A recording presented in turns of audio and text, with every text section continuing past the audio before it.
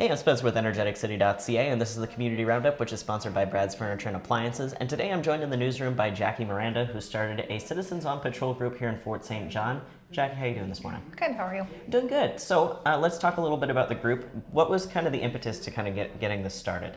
Over the winter, my husband's business was broken into multiple times. It seemed like it was a weekly occasion that people were breaking in, stealing things. There's property crime.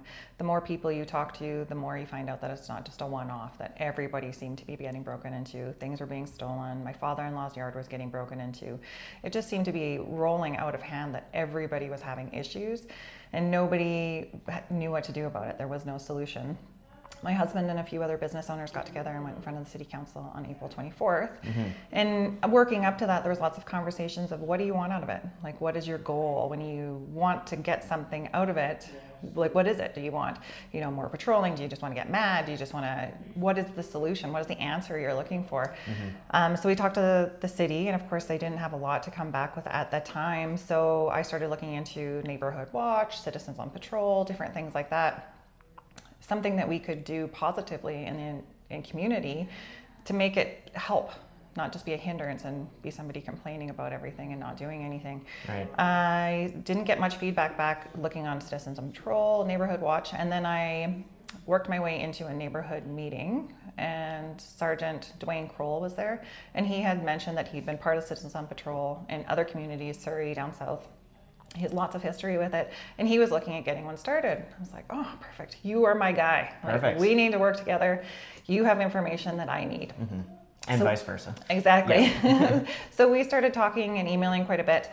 And he was great. He had so much information on what I needed to do to build a society that would work with the RCMP, and the RCMP would work with us. Because I don't want to be a hindrance. I just want to help people. Right. Yeah, you want to be hand in hand with the RCMP. You don't want to be... I don't want to be arrested. Yeah, fair enough. I mean, I think that is a universal want. You've started a nonprofit now. It's FSJ Cops. Where are we kind of at? Like, you're just kind of looking to recruit people now at this point? Yeah, now we need people. Now we need the volunteers, the people that are already upset. We need them to patrol. We need them to fundraise. We need to get more names out there that know that there is a society now, and they can put their feelings into something good instead of just complaining about it. So we need the people to volunteer to patrol all hours, days, nights. They do need to be 19 years of age, have a driver's license, and they do need to go through a police information check, which isn't a full criminal record check, but it's just the information background. Right. This is something tangible that you can do instead of just shouting into the void of Facebook. So, and this is an initiative that I think would be very beneficial to Fort St. John, especially because we are seeing those repeated property crime offenses, many of which are not reported to the RCMP, so then they don't really know what to do, and their hands are kind of tied a little Absolutely. bit. I don't blame the RCMP at all. But everybody was frustrated. You talk to them, they're frustrated as well. well. Oh, absolutely. There's a lot of feelings around this, so let's take these feelings and do something with them.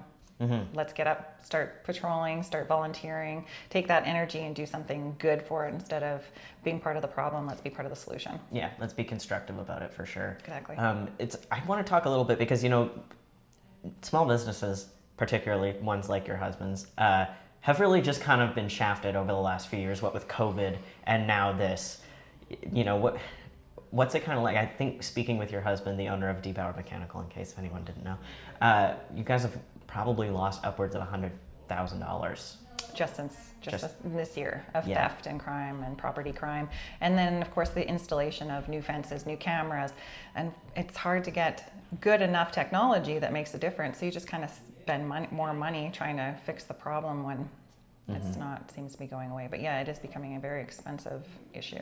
Yeah, like how's that affecting your bottom line at this point? I mean, you may not know that, so you don't. That DeBauer stuff isn't my book of. Fair enough. I'll chat with your husband later. But so what's the best way with somebody to get a hold of you, or is there going to be kind of an event where people can kind of ask more questions about cops?